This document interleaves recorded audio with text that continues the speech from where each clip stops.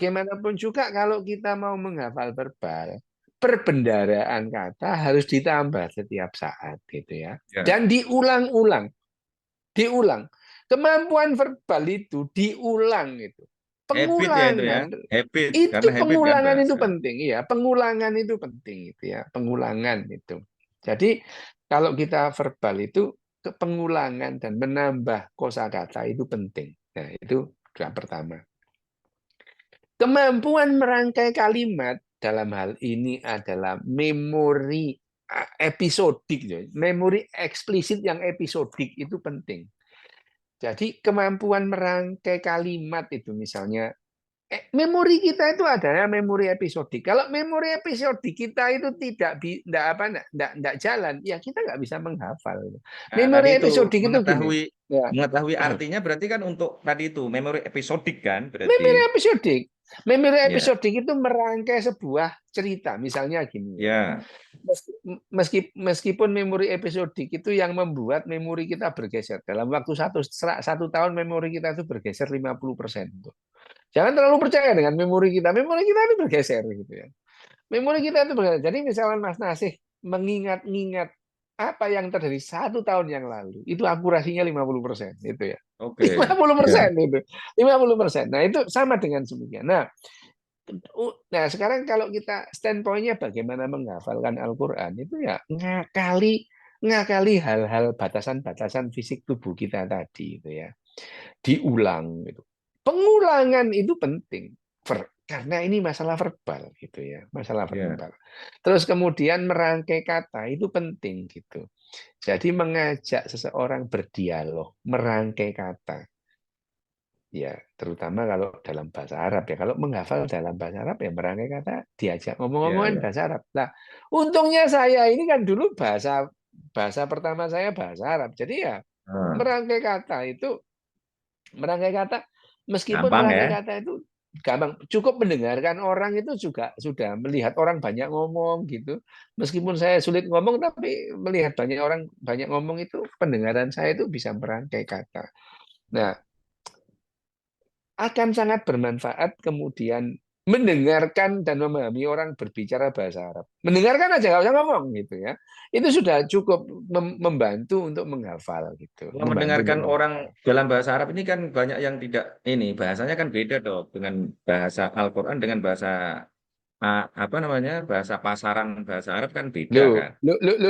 lah iya, maksudnya ya bahasa Al-Qur'an dalam hal ini gitu ya. Nah, maksudnya gini, Bahasa ya bahasa Al-Qur'an. Al-Qur'an. Oke. Nah, Ya. ini memang sudah saya bikin metode baru. Nah, kalau dulu itu di pesantren-pesantren tradisional itu kan dia suruh menghafal tasrif itu, tapi tidak dipraktekkan. Nah, kemudian Ya. ini saya bikin nih sekarang. Saya kumpulin kosakata dalam Al-Qur'an dan itu saya batasi lagi. Kalau yang tadi itu saya simak 300-an orang, itu saya hitung kemudian. Menghafalkan juz 30 itu ternyata semuanya salah, ada yang salah gitu loh. Jadi tidak ada yang setoran juz 30 itu tidak salah itu nggak ada. Nah, tapi kalau setoran juz 1 ada 13 orang yang tidak salah. Jadi nol kesalahan. Karena tadi di tempat saya di sini ya, itu kalau setoran minimal satu juz sekali duduk, kesalahan tidak boleh lebih dari 20 kali. Itu kalau lebih dari 20 kali nggak lulus gitu. Iya, iya, Nah, iya. eh, jadi dari situ saya simpulkan, menghafalkan juz 30 ternyata lebih sulit dibandingkan juz 1 gitu. Nah, orang sudah salah kan? Tadi itu tidak pakai data itu.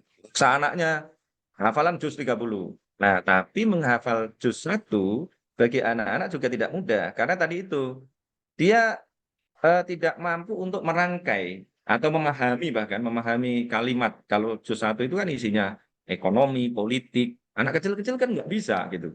Maka kemudian untuk memudahkan tadi memori episodiknya tadi, saya kemudian menggunakan untuk anak-anak SMP ya, itu juz 13, juz 12 sama sampai 13 itu surat Yusuf. Tuh. Surat Yusuf kan isinya gampang, isinya kan cerita-cerita aja, cerita Yusuf ngomong pada bapaknya, kemudian dia cemplungin sumur sama saudara-saudaranya gitu. Nah itu sudah saya uji, oh ternyata hasilnya signifikan gitu. Hafalannya cepat dan anak-anak seneng, nggak stres gitu. Karena dia dapat kisah, dapat cerita baru gitu. Nah, lumayan nih gitu. Nah, sekarang begini, ini yang ini sudah mau 1,5 jam tiba-tiba ini. Biar nanti yang ini nggak lewat ya. Nanti berikutnya nanti kita bahas yang lain. Nah, Boleh. saya ini punya problem. Jadi seperti yang dikatakan oleh Dokter Yu, saya senang sekali kalau dengar Dokter Yu ngomong seenak-enaknya itu. Loh, jangan dikira namanya spiritualitas ini tidak sumber duit gitu. Di sini saya bilangin terus sama santri-santri itu. Ini banyak yang jual-jual agama ini untuk kepentingan kantongnya, saya bilang gitu. Nah, di antaranya adalah jualan ini, hafalan Al-Quran ini. Ya, ini menghafal begini dengan metode ini, metode ini. Nah, ini ada metode. Siapa yang mau menghafal? Ya, faktanya saya telepon kan langsung. Biasanya kalau ada gitu langsung saya telepon. Terus Anda sendiri hafal apa enggak? Oh, saya enggak. Ini karena begini, begini. Ah, berarti ini omong kosong gitu kan. Kan saya ngeceknya gampang. Kalau yang nerima telepon itu bisa hafal Al-Quran, berarti metodenya benar kan gitu. Iya, iya. Nah, ini menjelaskannya. Ini tapi mungkin ada kesalahan dia nggak serius atau yang lain. Kan ada orang pinter, IQ-nya bagus, daya ingatnya bagus, tapi dia nggak punya keseriusan juga bisa. Seperti beberapa senior saya datang ke sini. Pak Nasi, saya ini dokter ngajar di UIN masa nggak bisa hafal Al-Quran? Saya ledek aja, ya iya. Kalau nggak bisa hafal Al-Quran, jangan ngajar di UIN. Yang diajarkan apa itu? Saya bilang gitu kan. Kemudian saya kasih caranya. Pulang, saya bilang, kalau ini yakin saya 2 halaman bisa. Besok saya telepon, gimana Mas? Iya, saya hafal tidak hanya 2 halaman, 4 halaman katanya. Besoknya saya telepon lagi, 4 halaman lagi. Besoknya lagi, waduh saya lagi ngurusi genteng bocor. Besoknya genteng bocor lagi belum selesai dan lain sebagainya. Akhirnya nggak bisa gitu kan. Nah, ini tadi ada ritme otot katanya yang bisa membuat hafalan jadi cepat. Nah, apa itu ritme otak itu, Dok? Dan apa kaitannya dengan hafalan itu? Itu benar apa enggak itu? Enggak ada sih, Mas. Enggak ada ritme otak itu, enggak ada. Otak kita punya ritme, ya gitu. Ritme otak Hmm. kita itu ada ritme harian, ada ritme bulanan, itu ada otak kita itu. Kenapa ya? Siklus hidupnya seperti itu gitu ya. Tapi kalau ritme cuma menghafal itu enggak ada. Tapi gini ya, eh, mempelajari irama. Gini, ini gampangnya nih. Al-Quran itu lebih lebih apa namanya? Al-Quran itu lebih mudah dihafal ketimbang misalnya kitab suci lain. Misalnya ya, Ya. gitu. Hmm. Karena munculnya itu kan memang dihafal gitu ya. Ya. Awalannya itu sejarah Al-Quran itu kan memang dihafal gitu. Orang Arab itu tradisinya bukan tradisi membaca huruf Oke. ABC tapi menghafal. Bahkan Tradisinya huruf oral. Arab iya, bahkan menghafal, bukan menghafal. Jadi hafalan. Jadi kalau Mas Nasih mesti sudah pernah melihat Mushaf Utsman yang pertama itu bahkan titik-titiknya aja enggak ada loh. Ba aja Ada. taknya enggak Ya. beda kok enggak ada kok itu. Jadi ya antara ba tak itu enggak ada bedanya. Jadi memang dihafal gitu ya, memang dihafal. Tradisinya itu dari hafalan. Nah, kemudian perkembangan huruf-huruf Arab itu ya, huruf-huruf Arab dalam Al-Qur'an itu adalah menunjang hafalan tadi sebetulnya gitu ya. Jadi emang ya akhirnya ya yang paling cocok untuk menghafal gitu. Bagaimana siapa yang ngasih tak titik di bawah nun di atas pada musafnya Utsman itu kan ya suka-suka yang nambahi gitu ya. Ya. Orang Abul dia Aswad nggak ketemu Ad Ali namanya. lah iya itu kan sak karep-karep PDW sak Seakan- seleranya Ya. sendiri itu Loh, tadinya kan sak seleranya tadinya titik itu kan untuk harokat tadinya. Nah, lah kemudian iya gitu. diganti lagi titik bukan untuk harokat tapi untuk tanda huruf. Ya, gitu. Lah iya makanya. Nah sekarang Suka-suka itu betul itu. nah, itu Hmm, kan suka-sukanya dia. Orang dia betul. juga nggak pernah ketemu dengan Nabi gitu loh. Terus siapa Nah, yang memberikan otoritas dia ngasih titik-titik itu loh sopo gitu ya. jadi itu Misalnya bid'ah, itu. bid'ah Nah, kabiroh itu. lah itu.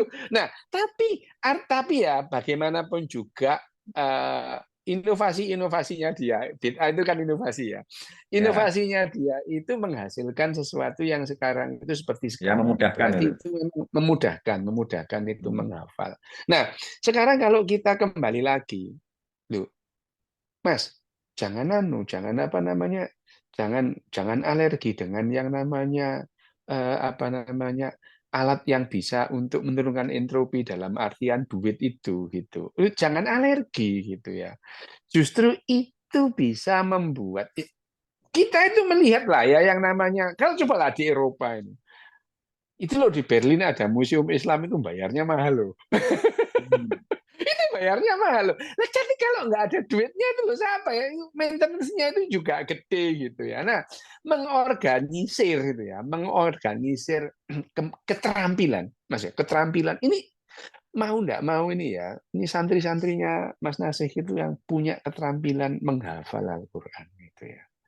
Keterampilan itu tidak haram dijual, tidak haram Mas, itu keterampilan.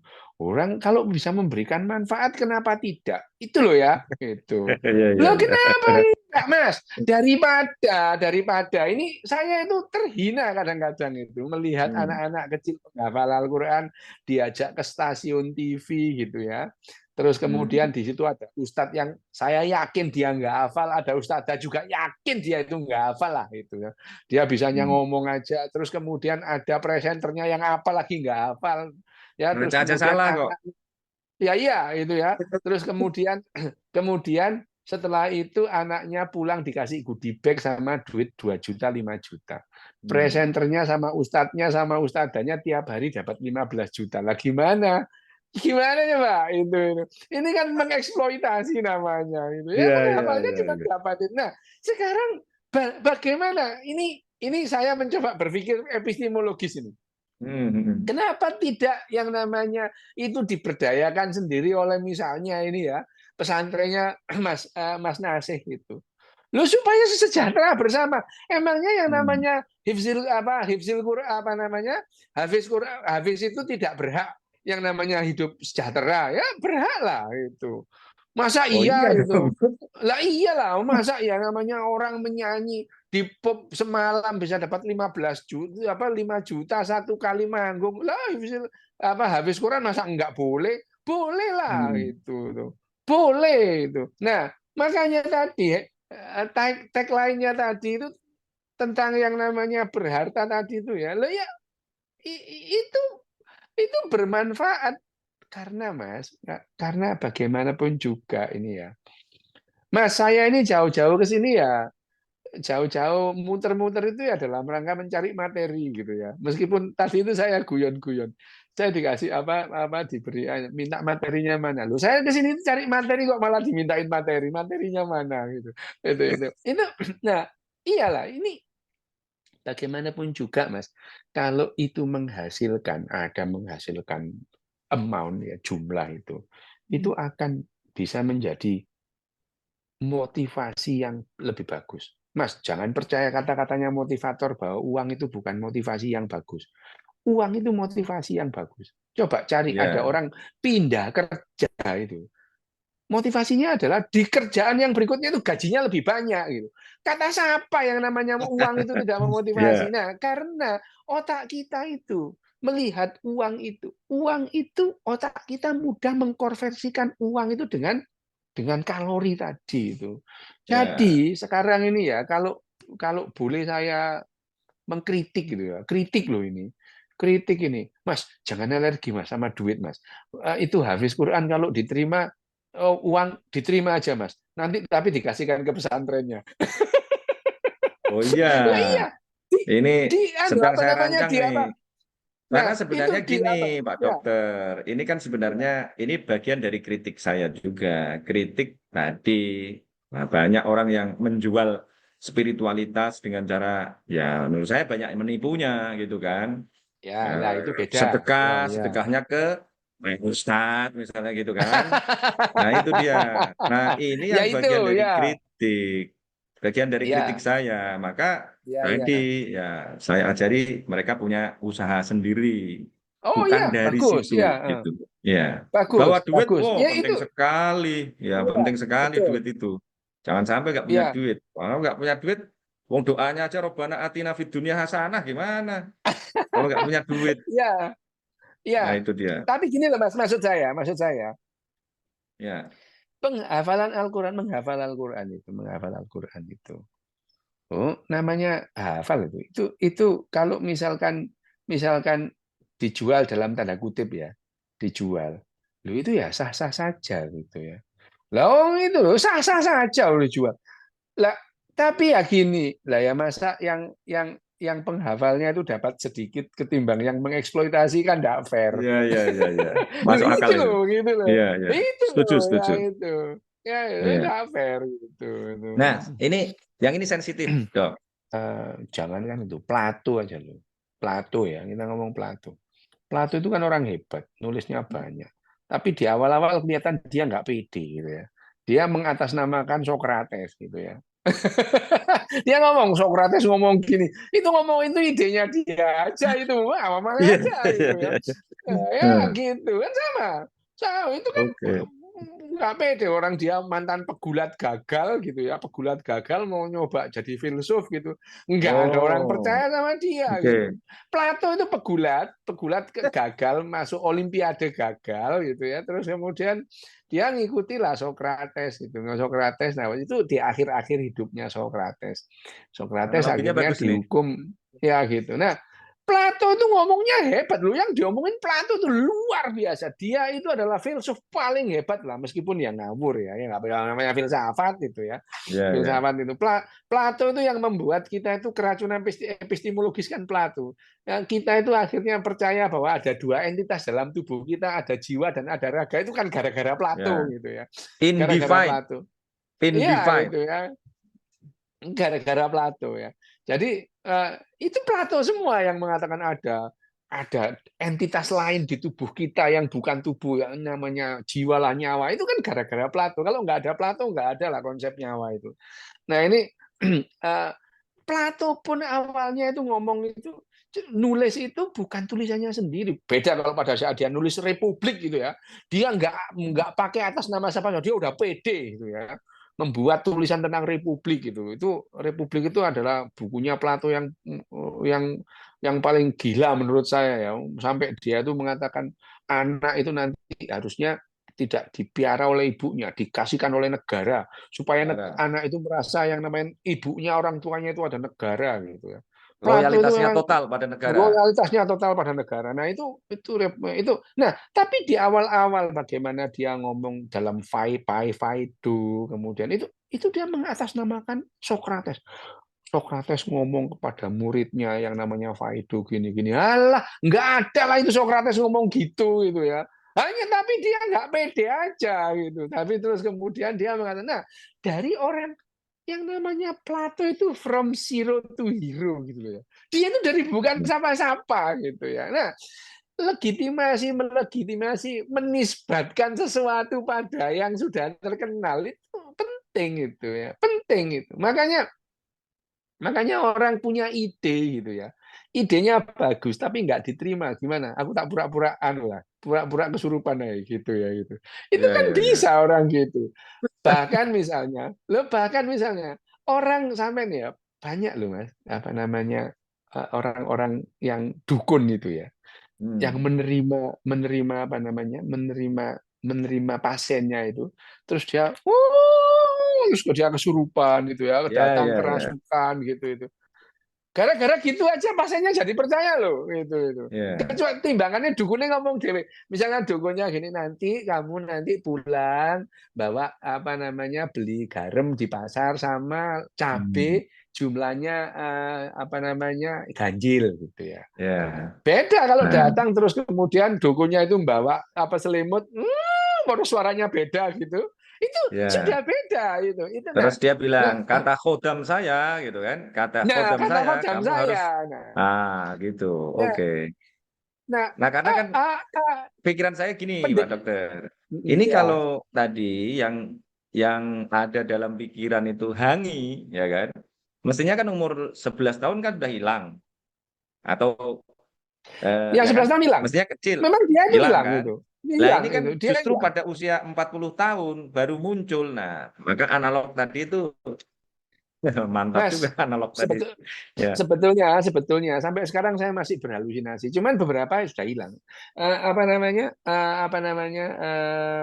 Teman imajiner saya itu ada yang hilang. Nah, saya kehilangan banget Hangi sama Iris itu hilang itu kehilangan. Saya pernah nyari-nyari kemana itu.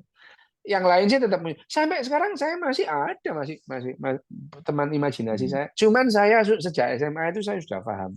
Ini teman imajinasi, ini bukan gitu. Kalau enggak saya bablas seperti John Nash itu. John Nash dalam Beautiful Mind itu. Ya, John Nash itu kan teman imajinasinya itu enggak pergi sampai dia itu dewasa gitu ya. Dan dia itu tidak bisa ya. membedakan bahwa itu adalah teman imajiner, bahwa itu adalah apa namanya halusinasi.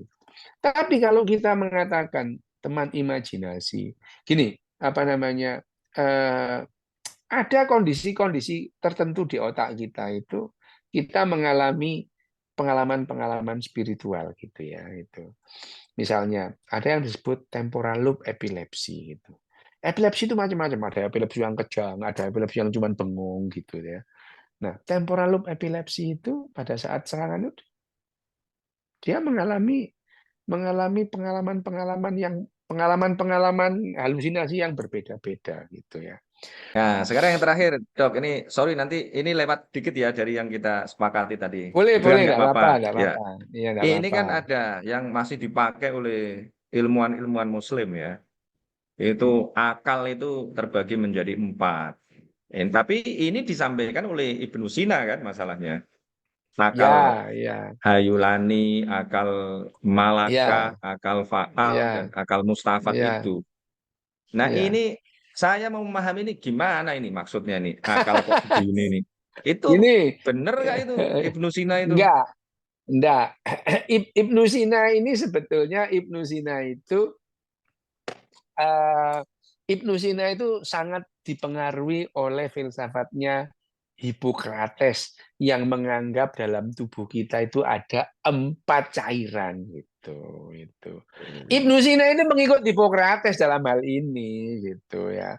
Loh, jadi Ibnu Sina itu ya ngikuti Hippocrates. Ibnu Sina itu juga percaya bahwa tubuh kita itu ada 4 aliran, darah merah, darah apa, cairan merah, cairan hitam, cairan kuning, dan cairan hijau. Itu sama karena Ibnu Sina itu Hippocrates banget lah ya. Filsafatnya Ibnu Sina, filsafatnya Aristoteles banget gitu ya. Jadi kalau kita membaca Ibnu Sina ya, Ibnu Sina memang orang hebat di zamannya. Memang orang hebat di zamannya gitu ya. Tetapi Ibnu Sina dalam hal kesehatan kedokteran itu dia ngekor Hippocrates gitu ya. Jadi akal jadi sama sama kemudian sama orang-orang sampai sekarang itu kalau orang-orang apa namanya motivator itu sifatnya orang itu ada yang namanya pragmatis, sanguin, kolerik. Nah, itu kan sama dengan 4-nya tadi itu ya. Jadi Ibnu Sina dalam hal ini dia itu sebetulnya Hipokrates banget dalam hal menjelaskan 4 akal itu ya. Jadi yang dibayangkan itu Bahkan apa sebenarnya itu? 4 itu apa? Kalau Pak Dokter baca itu 4 itu sebenarnya yang ini dibayangkan dia itu apa? gini, kalau kita mengklasifikasikan dalam jumlah itu pasti itu kita melakukan yang namanya simplifikasi gitu. Oke. Nah, dalam hal ini, dalam dia itu mensimplifikasikan yang namanya manusia itu dalam 4 kuadran A, B, C, D gitu ya. Itu yang Hmm. jadi kalau saya dia membuat manusia itu menjadi 4 kuadran gitu ya. A, B, Oke. C, D gitu dan manusia itu ada di antaranya itu. Jadi antara 4 itu. Ya masih lumayan sih ya dia membayangkan kuadran gitu. Tidak melulu manusia itu kalau A ya A, B ya B gitu ya. Nah, Hmm. tapi pada dasarnya memang manusia itu deterministik dan seperti dalam spektrum kalau kita melihat warna antara merah, kuning, KMB itu Biru. ya, merah, kuning, biru itu ya. Terus warna itu ada di sekitarnya itu ya. Seperti itu ya manusia itu ada di sekitar itu. Tapi kalau Ibnu Sina mengatakan akal itu ada 4 tadi itu dia menggambarkan manusia itu ada dalam kuadran ini gitu ya. Tapi dalam hal ini dia sangat dipengaruhi oleh pemikiran Hippocrates gitu. Ya, ya. Ya kalau kita membaca bukunya, tapi ya namanya Ibnu Sina itu anu loh, apa namanya? Dia itu berbicara dengan orang-orang apa namanya? Berbicara dengan orang-orang di sekitarnya yang eh, ilmuwan itu berbeda banget dengan dia berbicara pada orang awam. Beda banget, jauh bedanya gitu. Dia tuh kayaknya memakai standar ganda dalam hal ini, berbicara dengan orang awam dengan berbicara apa namanya, dengan kelompok elitnya dia itu. Makanya Nah, kalau yang tadi dalam itu pembicaraan pada orang elit apa orang awam itu? elit, Yang empat tadi. elit, Elit. Lah, elit, tapi elit. Ya. elit kan mestinya benar dong, tapi kok kenapa kok elit juga salah dia? Sebetulnya dia itu sedang berargumen itu, menyampaikan idenya kepada orang elit itu loh, gitu itu. Ya, ya. Asifa itu konsumsi konsumsi ilmuwan, bukan konsumsi orang Elit yang ya. tidak paham. Iya itu. Ya. Asifa itu konsumsi elit. Dan itu yang dibela oleh apa namanya? eh, itu yang dikritik oleh siapa namanya? Itu dikritik oleh Al-Ghazali itu. Yang namanya Ibnu Sina mengatakan 4 akal itu dalam tataran filosofis, Mas. Dia berbicara secara filsafat, pendekatan filsafat Oke, gitu. bukan bukan Begitu. dalam konteks saintifik ya. Bukan, bukan. Nah, itu Itu problemnya. filsafat, pendekatan Nah, filsafat itu. saya kalau makanya saya sekarang agak males baca kitab-kitab itu kan karena ya itu pendekatannya falsafah, Pendekatannya filsafat kan, filsafat itu. filsafat. Pendekatannya filsafat dan Nah, filsafatnya Ibnu Sina itu Aristotelian banget. Sangat Aristotelian dan itu. akhirnya bulat-bulat aja gitu. Nah, persoalannya adalah kalau kita ngeritik Al-Ghazali, misalnya ngeritik siapa, orang Ya. kan bilang lah kamu siapa ngeritik Al-Ghazali, kira-kira begitu. Padahal kan ya ngeritik Aristoteles, ngeritik Plato ya biasa, ya Iya, kira-kira kan iya, gitu. iya, iya, Banyak iya, juga betul. salahnya banyak gitu. Cuma Nah, iya, problemnya tadi, makanya ya filsafat itu kan saling bertentangan gitu. ya, Filsafat filsafat Plato dengan filsafat Aristoteles saling bertentangan. Tidak ya mungkin dua-duanya benar, dua-duanya yang mungkin benar. dua-duanya Ya, salah. rumusnya kan simple. Kalau ada dua atau lebih sesuatu yang berbeda, kemungkinannya hanya dua. Semuanya Eh, salah atau salah satu saja yang benar kan begitu aja. Iya, itu dia. Nah, Tidak mungkin semuanya benar, yang mungkin semuanya salah gitu. lah ini makanya ustadz-ustadz ini kan juga begitu. Berbeda-beda semua, Ya, ngomong seenak-enaknya aja gitu, nggak pakai riset, nggak pakai apa. Ini yang nah bikin itu umat jadi dia. mumet itu. Nah, nah, Nah, kalau sains, Mas, sains itu tidak terobsesi dengan kebenaran, tidak ya, terobsesi gitu ya. Kalau ada kebenaran baru ya kebenaran lama ditinggal gitu saja gitu ya. ya, ya. Kalau misalkan ada fakta-fakta baru yang bisa menjelaskan secara ilmiah, oh ini yang lebih benar, ini yang lebih mendekati kebenaran. Yang Ya, lama dia ditinggal gitu aja. dia tidak setia pada siapapun lah. Iya, enggak. Karena Tidak ada sains kesetiaan. itu, ya, justru sains itu tugasnya adalah mengkoreksi segala sesuatu yang seolah-olah sudah benar. Itu aja Ya, gitu. oke. Ya, ya itu gitu. Ya, Pak Dokter, ini udah lewat, sorry ya. Oke, Mas. Ini ini Oke, baik. saya mohon tidak sebagai yang pertama dan terakhir.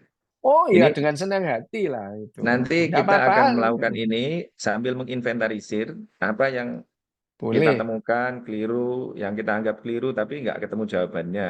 Iya, Gimana? baik. Saya pikir ini adalah sih, Mas. Menurut saya ini adalah permulaan yang bagus sih gitu ya. Karena Oke. eh, saya juga saya dari kemarin itu mencoba untuk saya akan tune down untuk apa namanya berbicara secara ontologis gitu. Biasanya saya kan kasar kalau ngomong ontologis itu kasar gitu. Hmm. Terbiasa di laboratorium, Mas. Ya. Terus saya terbiasa di laboratorium ngomongnya ontologis gitu ya. Jadi kasar banget. Hmm. Tapi ya saya juga belajar untuk tone down berbicara lebih sopan gitu ya dalam dalam artian yang namanya untuk bekerja sama itu sopan santun itu harus dijaga juga gitu ya. Iya. Tapi kalau saya di kelas saya nggak punya sopan santun. Kalau saya di kelas saya nggak punya sopan santun. Iya, Saya iya. rasa ini permulaan yang bagus, Mas. Ya, terima Ini kasih. ini ini anggap kelas, nah ini anggap kelas ngomong apa adanya. Nah nanti kita potong-potong yang tadi itu Baik, menyinggung-nyinggung oke orang ya. nanti kita potong. Boleh Nanti ya. baru Itu kita kan tadi masukkan. saya kan sudah ngomong apa adanya itu ya. Tapi Ya, silakan aja yang diedit yang tidak perlu. ya agar ini Baik ya. ada pencerahan. Ya, Karena baik ini baik kan Mas. Ya. saya memerlukan sekali karena ya ini ada yang SMP dan SMA yang di Rembang itu yang saya harus mengamati terus. Dan bagi saya ya hanya inilah laboratorium saya. Iya, Karena iya. nggak ada laboratorium yang lain. Laboratoriumnya Iya, harus iya, dicek juga dari hasil laboratorium iya, yang beneran gitu. Baik ya. ya, Pak Baik, Mas. Dokter. Baik, Ya, terima kasih. adik-adik semua nih, Terima para kasih. mahasantri di Monas Muda Institute, ini pembicaraan kita dengan Dr. Yu Hasan. Ini yang pertama tadi, tapi bukan yang terakhir. Semoga nanti kita sering bisa mendapatkan waktu dari Dr. Yu Hasan Ya, untuk berbincang kembali. Terima kasih, Pak Dokter. baik. Kita Baik, akhiri Mas. dulu. Baik, mari. Wabillahi Baik. taufiq wal hidayah. Wassalamualaikum warahmatullahi wabarakatuh. Waalaikumsalam warahmatullahi wabarakatuh.